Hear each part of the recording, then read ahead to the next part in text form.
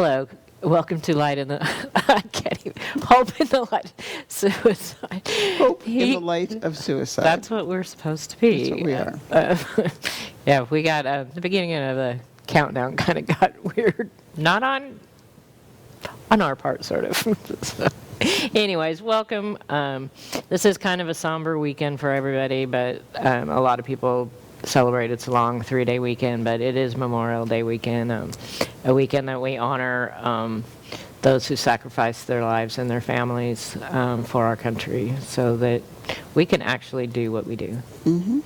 And so that we still, we want to thank Rob and John and Dylan with We Beam TV so that we can be here and do this, even though sometimes it gets kind of funny. And we ought to do a bloopers thing that we don't have. Well, the thing about it is we don't have a bloopers read because See, everything is. We don't do bloopers because we don't edit anything. No, out. so the bloopers are all there. So unless they're not there. We should do a segment in which the audience tells us this would be on a bloopers. Right. The best of Tammy and Bonni. Yeah, that would be funny. That would be Hope funny. in the light of the bloopers. And I'm kind of trying to lighten things up, and it's been a sad week for everybody in the United States. We don't want to.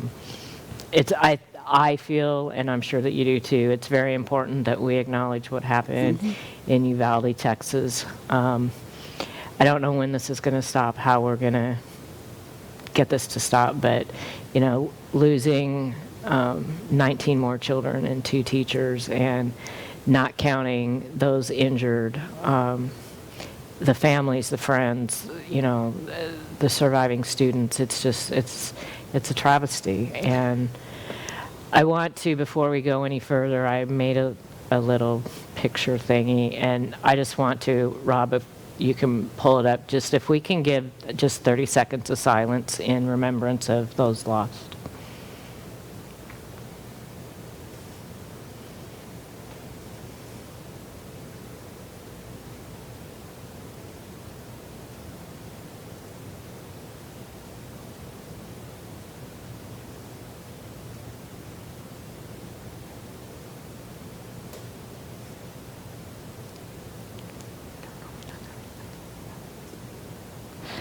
So, you work in the school systems here.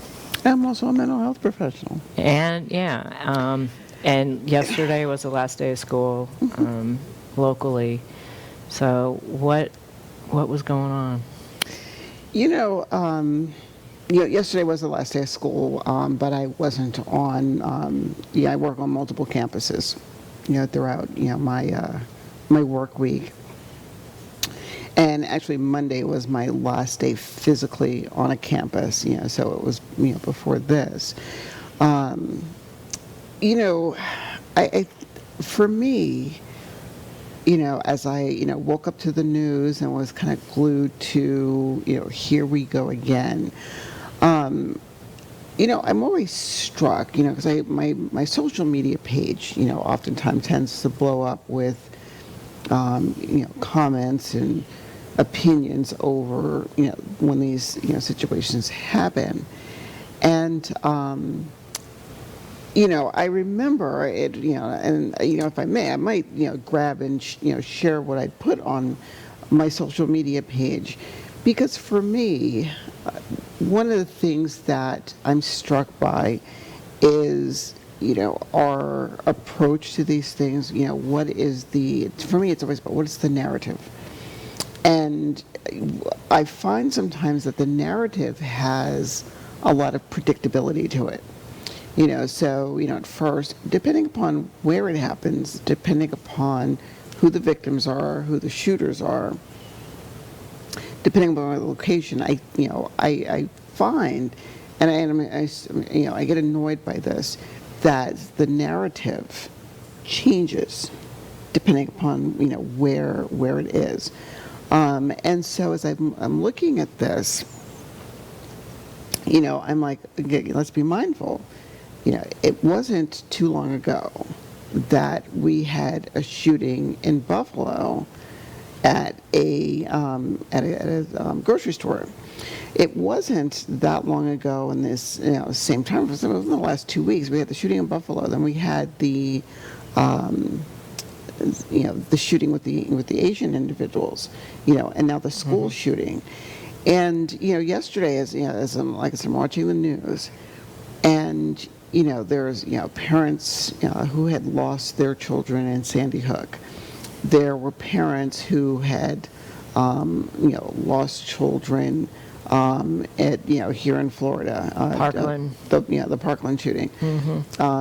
There were people who had lost loved ones in any one of the number of shootings that happened. I think what got me here with this one is, and there's a couple of things that happened that I took a step back and I was like, well, holy crap, and crap is not the word that I said. Right. But I'm going to be TV friendly here. The first one was David Kerr, who's the head coach of the Golden State Warriors. I saw part of that. And I'm watching him, and he's like, I'm just watching the rage in him when he was like, when is it going to be enough? How many children do we have to leave? And not to get political here, but he made the comment, it's like, 50 senators are holding up, legislation, because in his opinion they're beholden to the lobbyist. Right.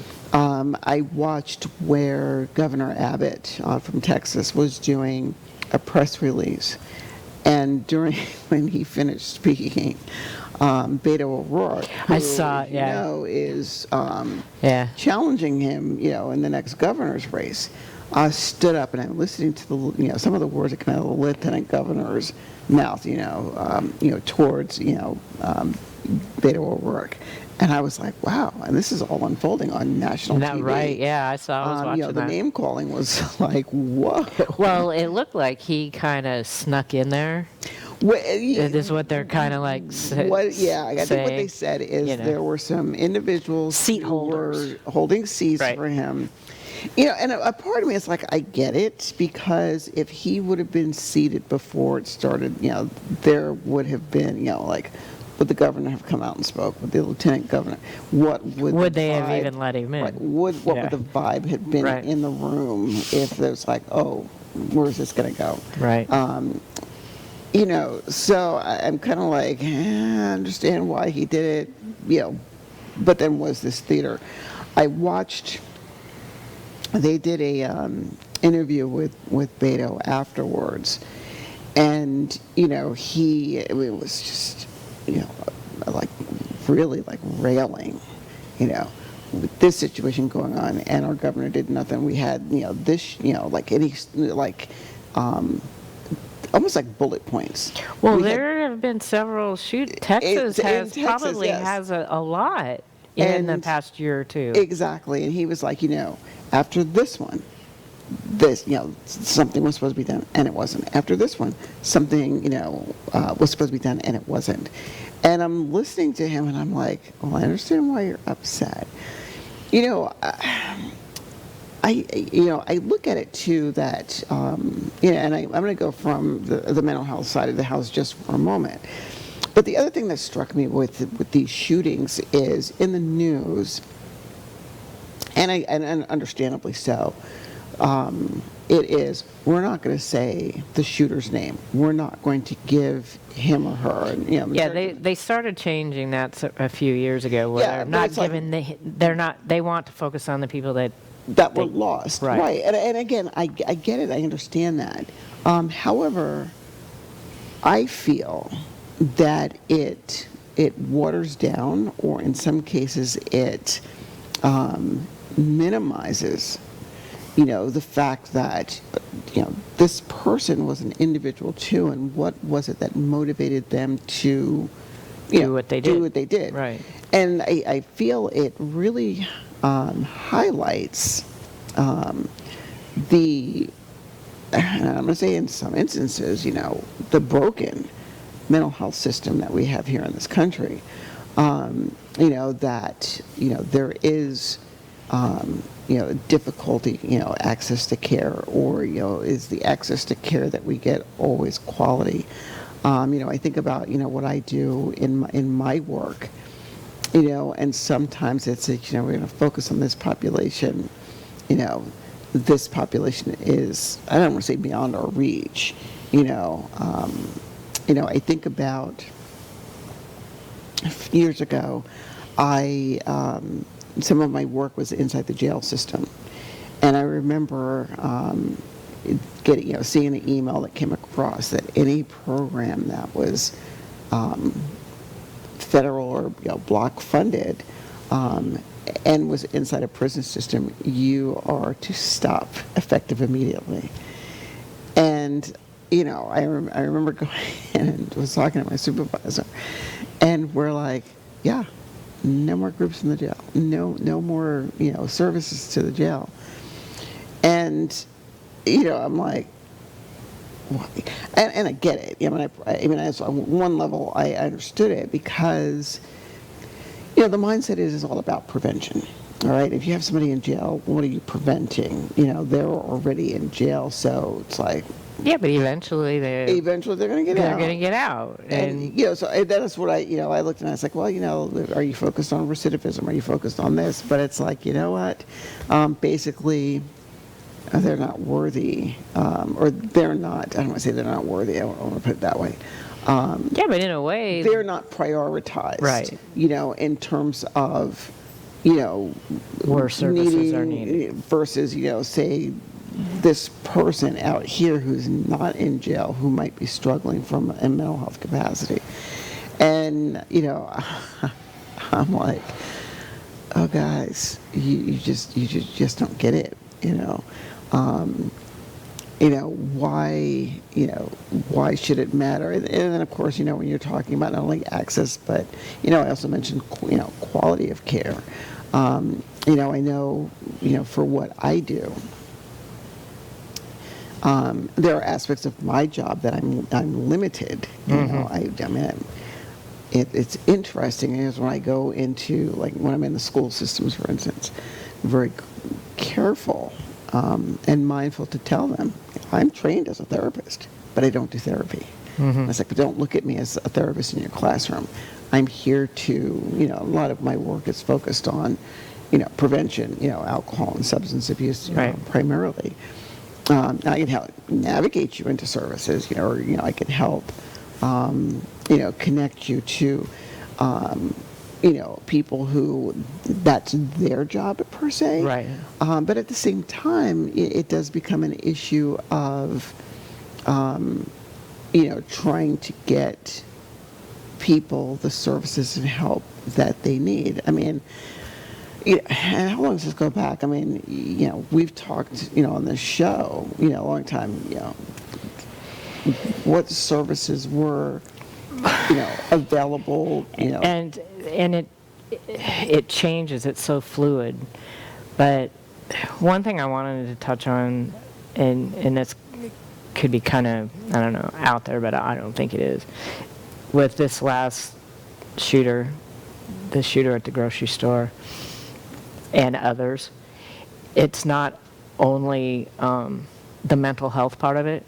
Law enforcement have, at one point or another, touched on these people, even though it might be in a minute way, and goes through the system. It's like they're following through more than one system. They're following through two systems. Well, and Tammy, I would say that, for me, does circle back to that mental health aspect. Right. Because, if I look at, I'm not focused on, what, has come out about, this shooter. He turned, and these are some of the issues that I see, like, it's my, all right, so he was 18. The minute he turned 18, he could go out and he purchase the two, the weapons that he used to, and a lot of ammunition to, commit this, this horrific, act. And, I heard it, mentioned somewhere, and I sat back and I was like, valid point, valid point. You got to be 21 to drink. You got to be 21 to smoke. But at 18, you can go buy an AR-15. We give you... Which even adults older than that have no business owning a gun like that. Well, I mean, I go off on a tangent, and I hold her... Oh, I know a lot of people. You know? I know, and I know people that have them. But I know these people, and I'm like, okay. Personally, I don't think a gun like that somebody should have, but that's your right. But these people, I believe, I hope, because they are friends of mine, are a little bit more stable.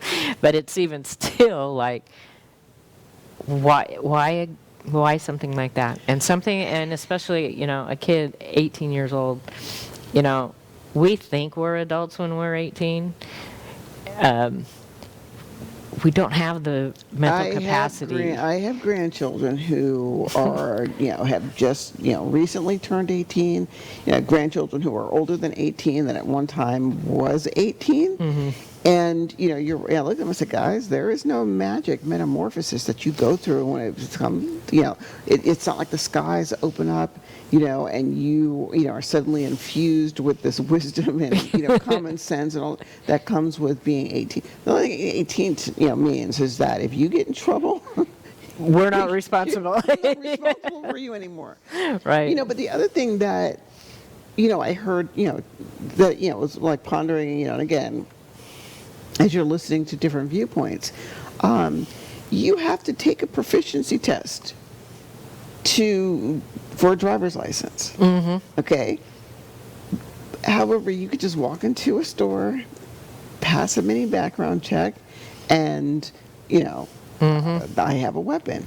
I think about, for those of us in my field, I've been in school, since Jesus was a corporal, so a really long time. I just love school. And I think about even after, all of my years of education, in order for me to do what I do, I had to take a proficiency test. And I was like, wait a minute now. Yeah. I have a diploma hanging on my wall that says I passed school. But it's like, yeah, but we want to make sure that you pass school good enough.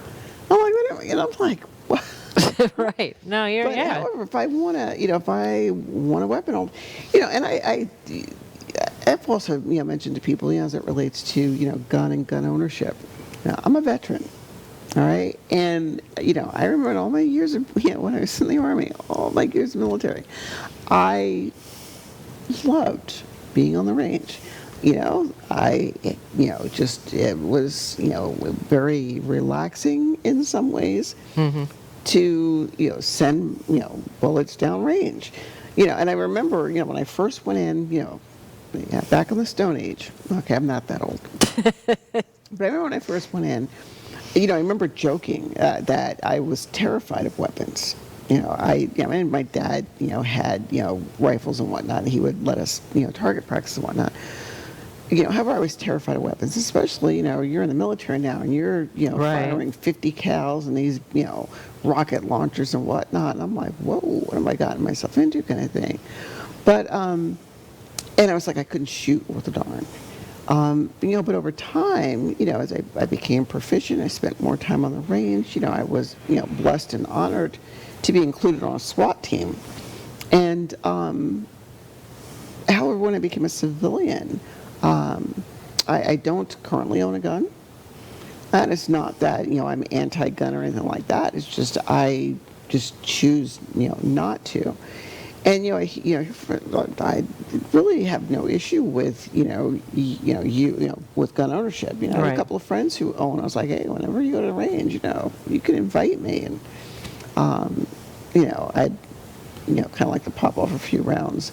Now, will it ever happen? It's not like I'm banging on the door. Hey, let me go, let me go, let me go. But again, I look at. You're taking away my Second Amendment rights. That's the rally cry whenever anything happens. And I was like, dudes, it is not exactly. It is not about that. And again, fuse policies and politics back in it. we're more worried about regulating reproductive rights, but we don't, we cannot put that same energy behind, regulating guns. We have, people who are, pardon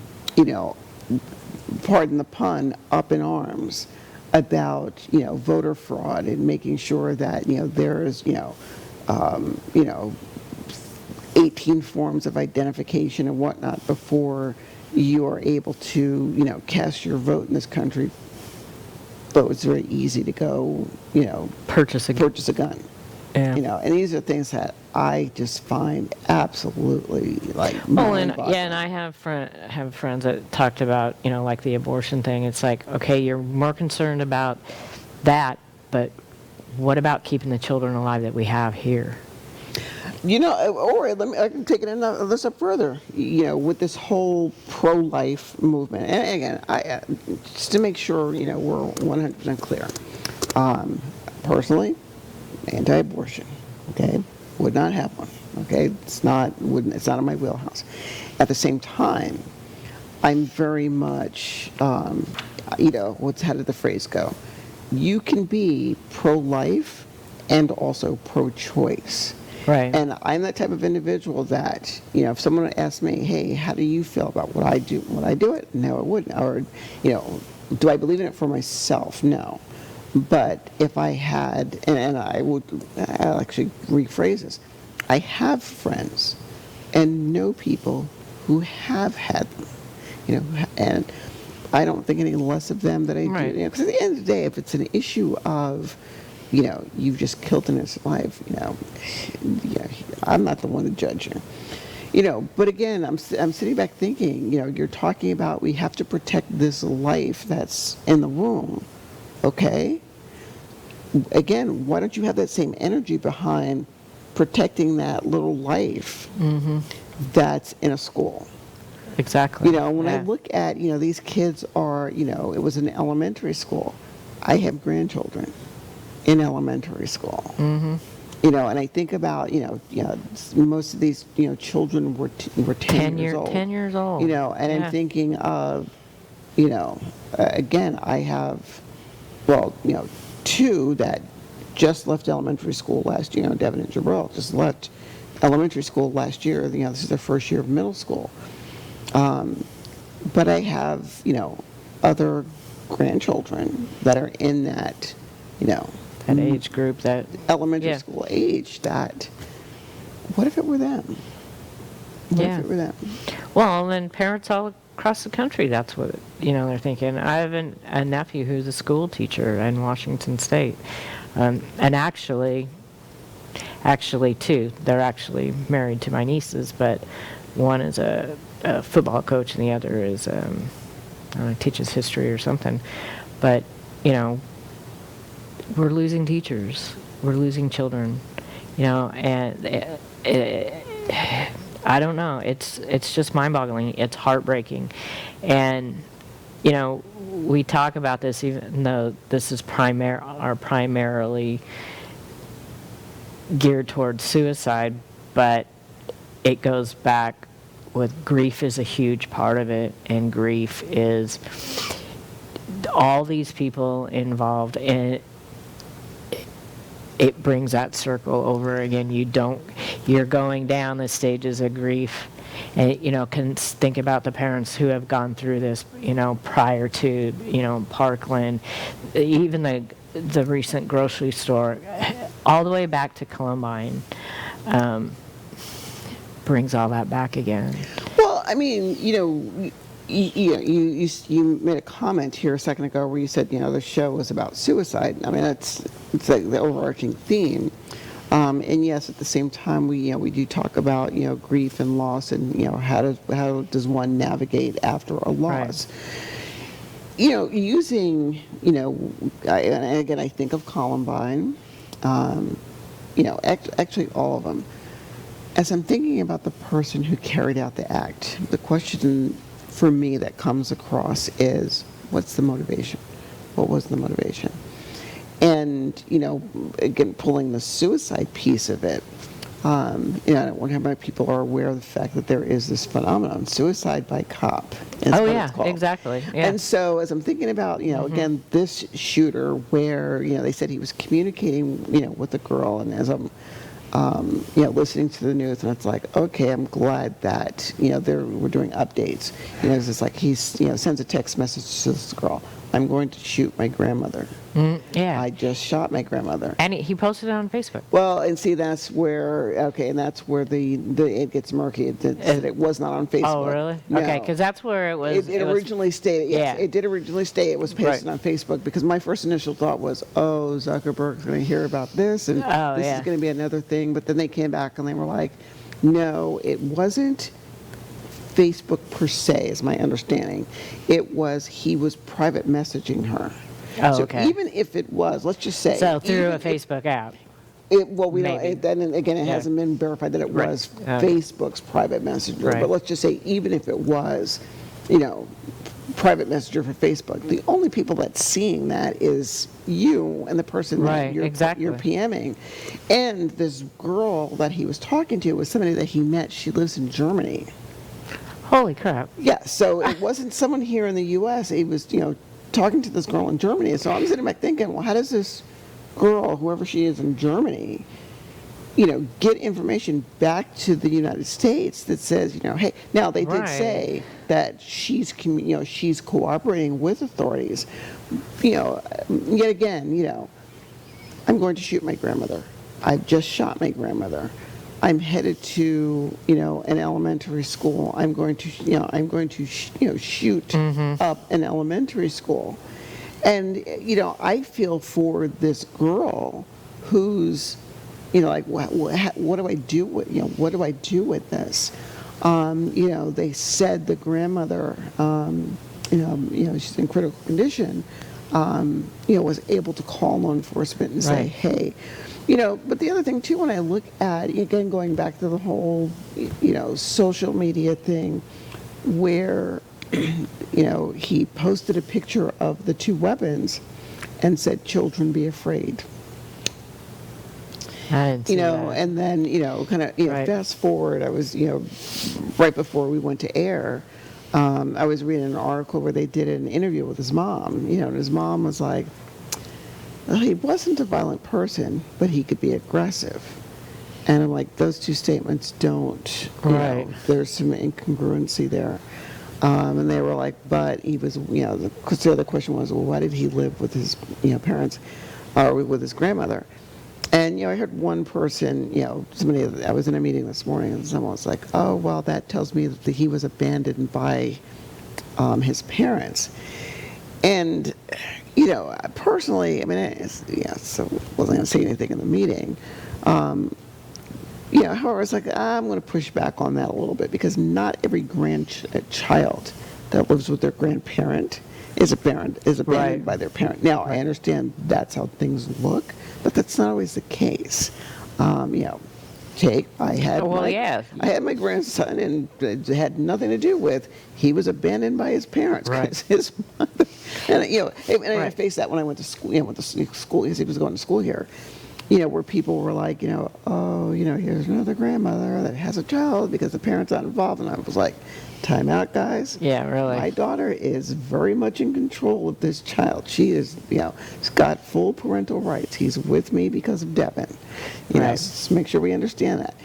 So, hearing that, it does go back, bring you to think about the stigma that's involved with, Right. again, related to these people.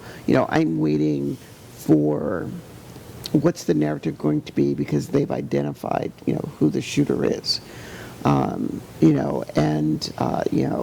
What did I read? Oh, his mom was involved with drugs. That's why he and his mom didn't get along. So that's why he went, and was with his grandparents. And I'm like, okay, so let's process this. Why didn't he and his mom get along? Is it because mom was on drugs and she wasn't a good mom? Or was it, I'm going to joke about this with my daughter, for instance. My daughter is, there's a, way, there's structure. I mean, she believes in structure. Mm-hmm. She, we joke, she's stricter than I am. But she's, she believes in, structure and discipline and whatnot. Right. So, was it that this mom was, in someone's like my daughter, these are the expectations. Right. And I'm not saying that the expectations are not negotiable, but these are the expectations. And when, as a parent, we have to enforce said expectations, of course, our children don't. Well, most children naturally rebel, but we did what we were told, whether we liked it or not. But that was back in our day. Well, that's not to say that back in our day too, we didn't have children who likewise rebelled. I mean, don't smoke, but you got people smoking in the bathroom. Right. Don't do this. I don't think that we had the issues that we dealt with back in our day are very different. Oh, than what the so kids much are, different. Dealing with nowadays. So much different. I mean, even back, and I don't know, I think we talked about this way long time ago. My dad hunted, and he had multiple different types of guns in the house. He had a gun safe, but it was just a place for him to store his guns. It was never locked. But we would never have ever thought of going to that gun safe. Right. It just never would have crossed our mind. He took us shooting a couple times when we were younger, but it just would never come across our mind to go to that gun safe and get a gun. Yeah, I mean, my dad, he, had, I think, we had a 12 gauge, he had a 22. My favorite was the 22. And like I said, I probably fired it, 2-3 times, in my life as a child. I can't remember where my father kept his weapons at. But you're right. I would never think. It's not like, Oh, I think I'm going to go check this out. Pappy's 22. When I was younger, I called my father Pappy.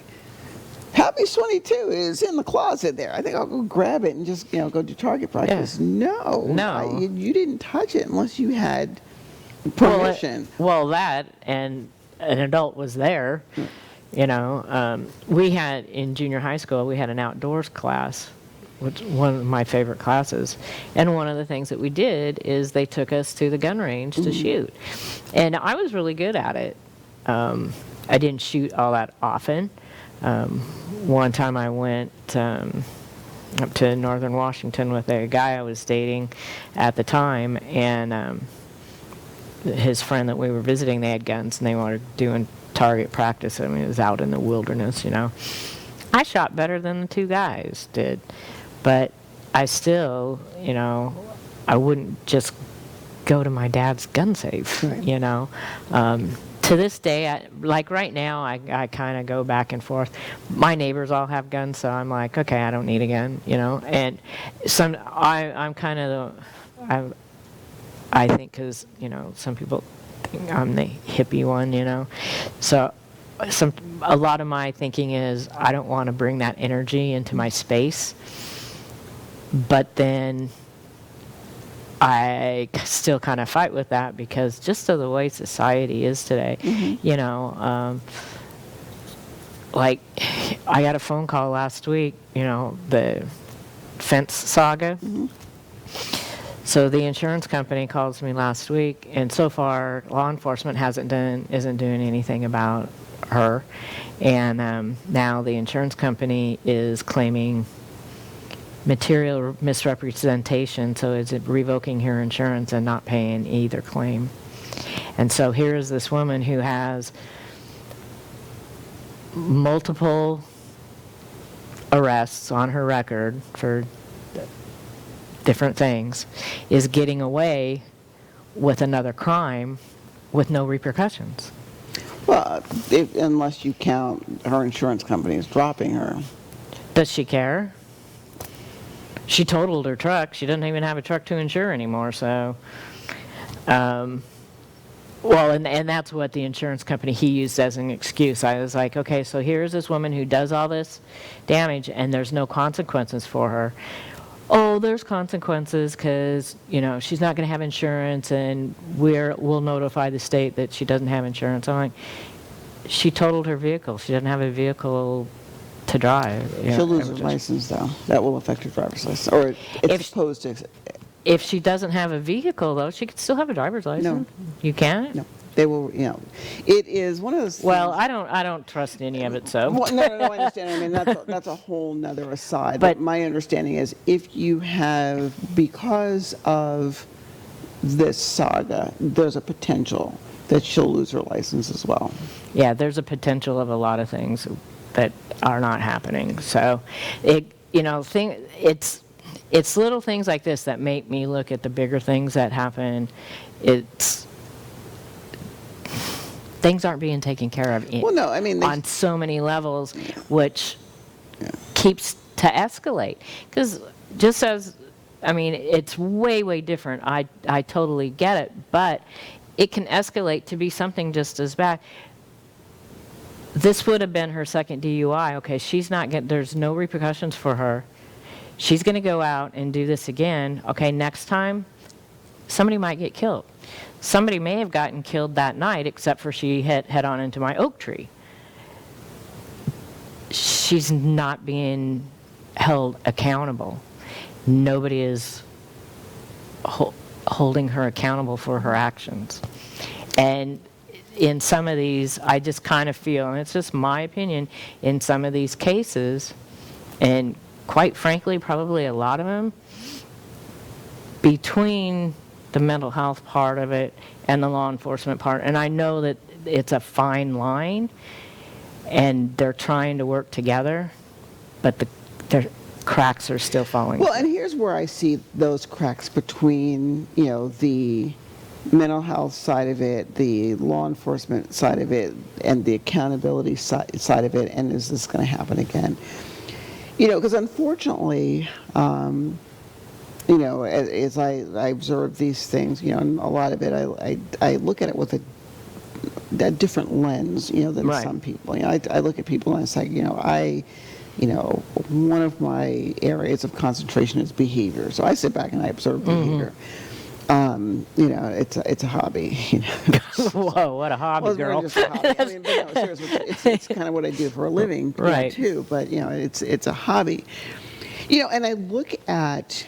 Again, going back to the narrative and the approach to different situations, and I look at, as you're talking about accountability, I look at who were the victims, and who was and who was the shooter in this case. Right. Who was the shooter in any situation? And I sit back, and there are some times where I can say my prediction is, these are going to become the talking points. And I find it disturbing that in certain situations, if the shooter looks like a certain demographic, it is, they are, and I mean, vilified, which, okay, I think all the shooters should be vilified. The highlight becomes on, oh my God, they were a violent criminal and we should have seen this coming, and, blah, blah, blah, and those poor, and I mean, it's always going to be, those poor victims, and did they deserve this and whatnot. If the shooter looks like a different demographic, then we look at, there must have been some mental health thing going on. Like going back to this guy, I remember, looking at one of, and I wish I could remember who it was off, but it was, it was a person who serves in our government, an elected official, had characterized the shooter in, this latest incident as a transgendered, another descriptor, alien. So basically, it was, so as I'm looking at this, I'm like, you've got to be kidding me. So now, what did this elected official, the person we put in the office to do? It is, he had to do this because he's LGBTQ. He's in the LGBTQ community. We don't know this. I mean, that's not coming out. He has to do, he had to do this because, he's an illegal alien. And I think what I see in that is, okay, so we are, this is being said to appeal to, unfortunately, the masses that we have here in this country that are homophobic or that have an issue with LGBTQ, individuals. We're, talking to those people who we're going to fire up that have an issue, with immigrants, or, Right. and I'm like, oh my gosh, what if this person, like, this kid is an alien, and I'm looking and say, okay, dude, are you going to walk these words back if you find out that the kid was born in the United States? That lets the, wind out of your, alien, rhetoric. However, I don't see the sails getting, the wind getting knocked out of those sails. I'm also struck by whenever one of these incidents happens, gun sales Go up. go up. They do. Yeah. And it's like every time it's like, oh, they're going to take away your guns. So Right. everybody runs. So everybody runs to get guns, runs to hoard ammunition. And they were talking about how, as a country, the United States, we have, and I mean, don't quote me on the numbers, and again, it's one of those things where I should have been writing this stuff down. But, again, I was listening to a woman who says, we have 2% of the world's population, but we have the most gun ownership. Oh, I believe that. And I'm looking at that, and I don't think I ever processed that before. And I'm like, what? And they were like, look at these countries who may have, whose citizens own guns, however, they don't have the, like, this epidemic of school shootings and whatnot. Well, is something that is happening only here, primarily exactly. here. Yeah, and I've heard this a couple times, is that, they compare it to other countries. Other countries have mental health issues just as much as we do. We are the only country that has this school shooting violence the way that we have it. And it's sad, and it's interesting, that, as we're talking about this, because again, as I'm watching, whatever I watch on TV, this story has dominated, every show that I've watched. Now, like yesterday, I'm like, the soap operas were preempted yesterday. Oh, I know. I got so upset. Couldn't watch The Bold and the Beautiful, and so thank goodness for on demand. But who was it? I think at the time of Columbine, he was a coach, and he was the principal of Columbine. He was there. Yeah. He was on. Oh, what's that show I watch from Daily Denver? Beast Live. It was Yeah, either Daily Blast. Beast Yeah. Live and I don't Yeah. generally Yeah, he watch was. that. Yeah, he was on Daily Blast Live. I really like them on that, and he was on there, and he just kind of felt for everybody. I mean, that was a hard show to watch yesterday with just the regular hosts. And I had it on in the background because, the beauty of my work, sometimes I get to work from home. And I remember, looking at my, when I walked out of the office on Tuesday, I looked at my supervisor and I said, I'm working from home tomorrow. Are you okay with that? Are you okay if I work from home tomorrow? And she was like, yeah. And, and I was like, that's, there's someone, shadowing me. It's like, my shadow is going to, come over. And so, I get to work from the comfort of my living room. And, whenever I'm, doing paperwork or reports or something at night at home, I always have, the background noise, the TV or, the radio going or something. And I just happen to do the TV.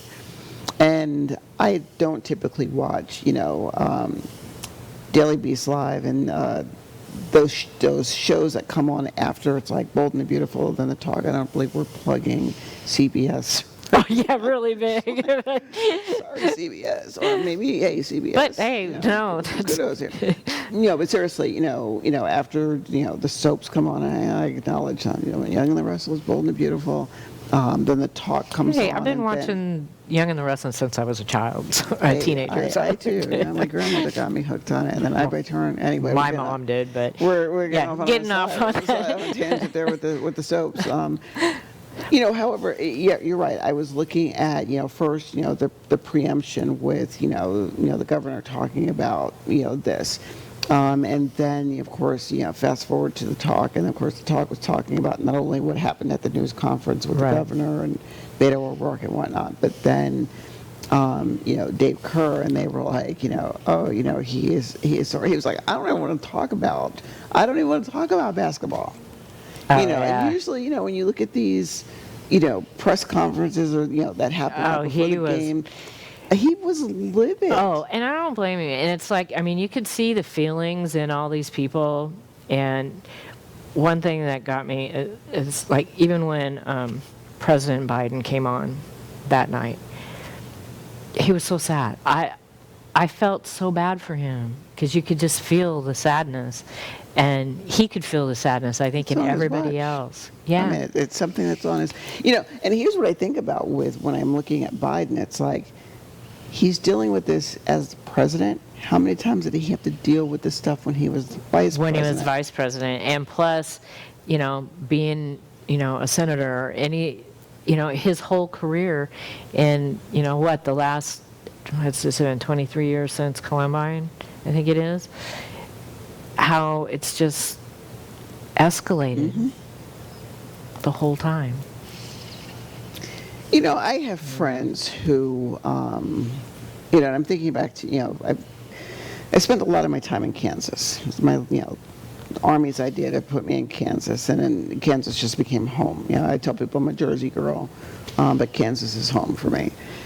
And I have a lot of friends in Kansas who, are gun owners and whatnot, who, subscribe to the, they're taking away our guns. They're impeding my Second Amendment rights and whatnot. And then I have other, friends and family who are, not Kansas. But anyway, every time I hear them, they're trying to take away our, my Second Amendment rights. My first thought is, dude, did you even understand what the Second Amendment is? Like, do you even understand? Have you ever read it? Well, I mean, they read it, and it's like, it says I have a right to bear arms. That's probably as far as I go. Correct. But do you understand what that means? And again, when you sit back and you draw this distinction, I look at, again, this is not just my Kansas, friends and friends and family, but and I'm not going to put people on blast, mind you, but I can think of a couple who, I listen to how intense you are about, again, voting rights, reproductive rights, this, that, and the other, but you're so loosey-goosey about gun rights.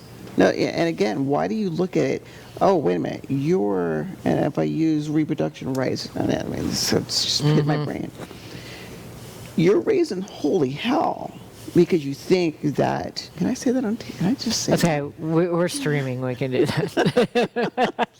Well, yeah, I think that's an acceptable. I don't think we have all those rules, but that's an acceptable word. But then that's an acceptable word on TV too. Yeah. However, you're screaming about you're taking away my guns, but you're okay with forcing somebody to raise a child that was unwanted. And I mean, I'm going to take it a step further. Some of these restrictions include women who have become impregnated through rape or incest. Yeah, exactly. Or you're going to force this child who it's determined in vitro that this child has no quality of life, like they are not going to live outside of the womb, but you're going to force this woman to have this child, and what's funny, it was my daughter. Okay, I'm gonna give a shout out to my daughter on this one, where she says, Mom, and we were talking about this very same thing, and it got me thinking about the current climate that we are in this country. But she talks about, and again, I'm thinking about, wow, how we look at, again, different people and what we choose not to regulate. And she says, a woman can sleep with 100 men. She's only going to get pregnant once. 100 men can sleep with 100 women. And guess what? All 100 of those women can end up pregnant. Like a man can impregnate 100 women, but a woman can only be impregnated once. And I looked at her when she said that, and I was like, you have a point there. And I look at that, in terms of, do we think about these things when we are pushing back against things that are, and I'm going to use that phrase, common sense gun law. When we're pushing back against common sense gun laws, when you look at what's the statistic, 80 to 90% of Americans are all for common sense gun laws. Right. I'm not telling, and again, I'm not telling you shouldn't own a gun. Now, I think of one person that I know who is a gun owner. They have a concealed carry permit. Nothing in a background check per se that would have precluded them. However, there are times that I just am nervous about them being in public, with their particular firearm, Right. Because there's sometimes like, I never know if this is going to happen. What? And sometimes I feel this would be that one person who, someone might come up in distress and they would view it as, oh my God, it was threatening, and I'm gonna, and hey, I'm gonna shoot, and the person ends up getting shot. Like, again, common sense gun laws. That's all we need. And that's what a lot of people are saying, but you have those that we elected, and and this is it's been said over and over again, and every single time, pay attention to who you're electing. Well, who was it? There was one senator who had, again, I'm listening to all of this yesterday. One of the senators, I can't remember which one. I know the party they was from, and I'm just going to leave parties out of it. But they were talking to their colleagues, and they said, I don't understand, and I'm going to paraphrase, mind you. I'm paraphrasing, mind you. I don't understand this. You fought like hell to get this job. You campaigned, you put yourself out there, you did all these things to get this, to be here. Please explain to me, now that you have the job, why aren't you doing your damn job? And I'm like, wow, and I thought about that. I'm sitting back, it's like, if I could go to work and not do my job and still get paid for it. Well, that's what a lot of them are doing, and we're the ones paying for it. Which is precisely what this particular, senator said. And who's paying for this? The American people. Like, we are not doing our job.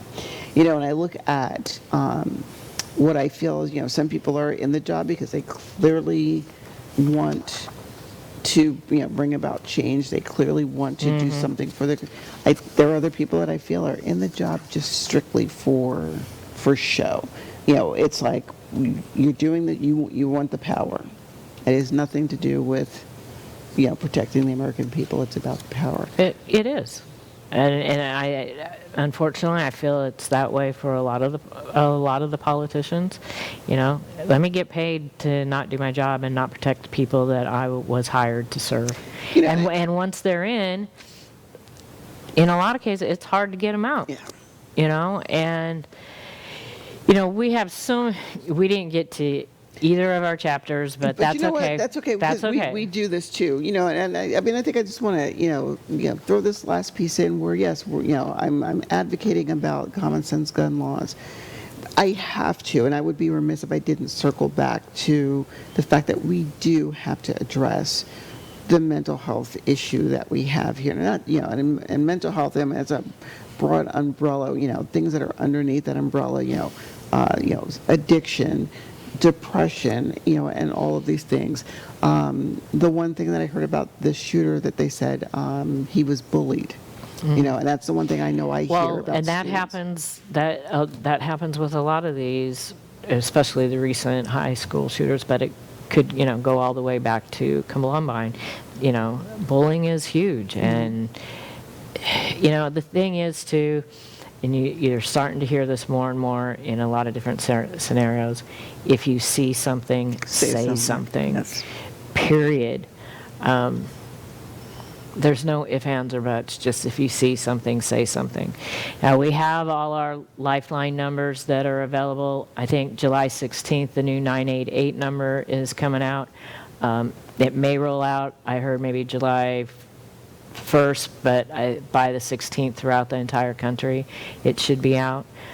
So we'll add that. And if not, in addition to those numbers, also, being mindful of the fact that there are support groups. There is no shame in seeking out, someone to talk to.